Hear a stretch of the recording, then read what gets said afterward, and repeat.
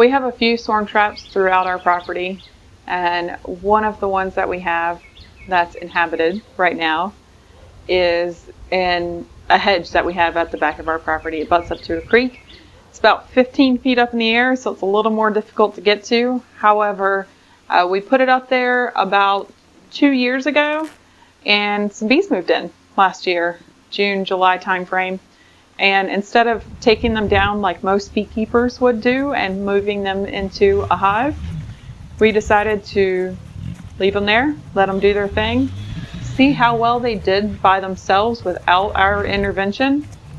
And when we decided to go check on them, they actually were doing really well.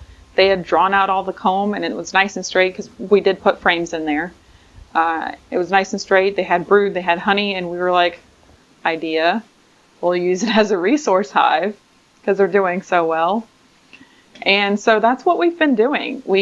As we see that a hive is, their population's not so great, we'll go and take a frame out of that swarm trap and put it in this other hive, and that'll ramp up their population a little bit.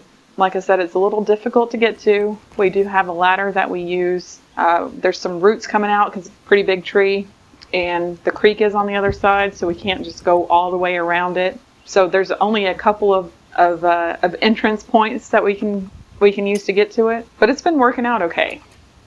Standing on the ladder, I will say, typically beekeepers will take their swarm box completely out or off the tree, hand it down to somebody, or use some sort of system to get it down to the ground and do all their beekeeping on the ground, and then put the swarm trap back up, typically empty, or move it off the property. With it being just a resource hive, for us, I have to do all the beekeeping on the ladder. And that can get dicey because the tree is a tulip poplar, and at the base of the tulip poplar, the roots are real shallow and they're protruding a lot. So when I have the ladder up there, it's not like the ladder is wedged, but it's kind of off kilter a little bit. So when I get up there and I have to start messing with the bees and doing some hive maintenance, I could easily fall off just because it's so high.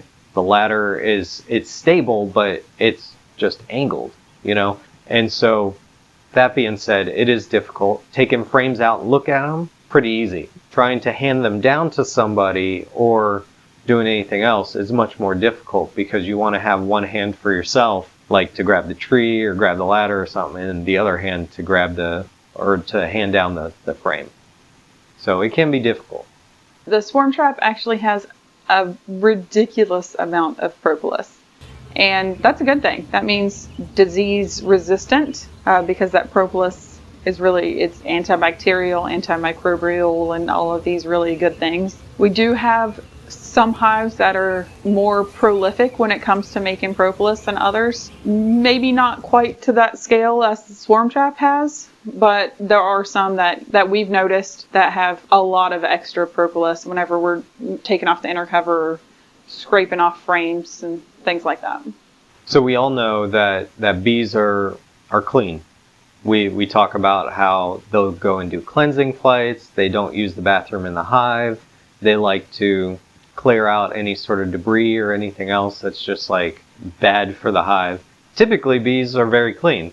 Well, when you look in this swarm trap and it's all dark, there's stuff everywhere in the bottom of it, it makes you kind of change your minds. Maybe bees are not as clean. But what you're really looking at is that's not them using the bathroom inside the swarm trap. It's just their glands leaving little traces of pheromones everywhere, the propolis everywhere, the other insects that are coming into the swarm trap. And the fact that they covered everything with propolis in there just kind of tells you that they're trying to clean up. They're trying to stay antibacterial, and they're doing their best to actually keep it clean. Sometimes the dirtier the better, dirtier looking the better, but in this case, I think they were just trying to fend off everything that comes with a swarm trap being in a tree. But we don't normally take all of the frames out at one given time from this swarm trap. As I said, we typically have been using it as a resource hive. However, that is normally what beekeepers do. You put up a swarm trap with some frames in it.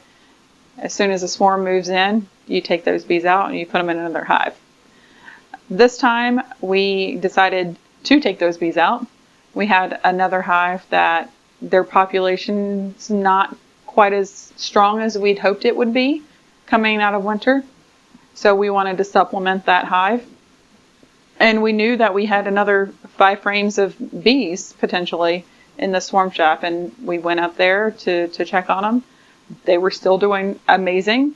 So we talked about it and we decided to take those all 5 frames out of the swarm trap and move them into this other hive to help give them a boost to get them through this upcoming spring and summer.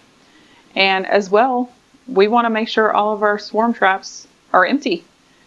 It's going to be swarm season pretty soon, and we want to make sure that we have a nice space for them to move into if any of our hives or our neighbors' hives decide to swarm. The bees that went back to the swarm trap are mainly foragers. If there's a queen in there, what they'll do is some of the forager bees will revert their job back to, being wax producers or nurse bees. So they're going to have like this emergency of, we have to get some wax in. We have to have the queen start laying.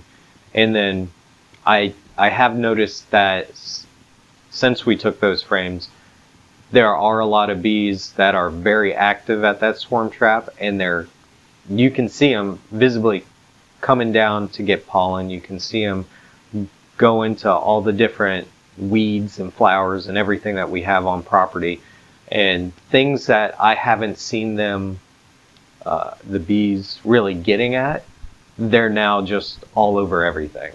And it's not scary. It's nice to walk around and see, hey, all of my hembet is being harvested. All of, the dandelions, all my hembet, my dandelions, my dead nettle, all of it's being harvested.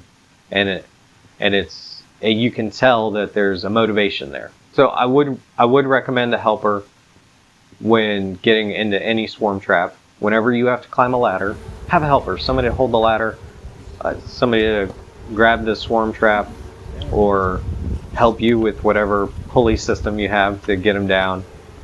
The thing about getting up on the ladder and having somebody there is it prevents you from dropping the bees.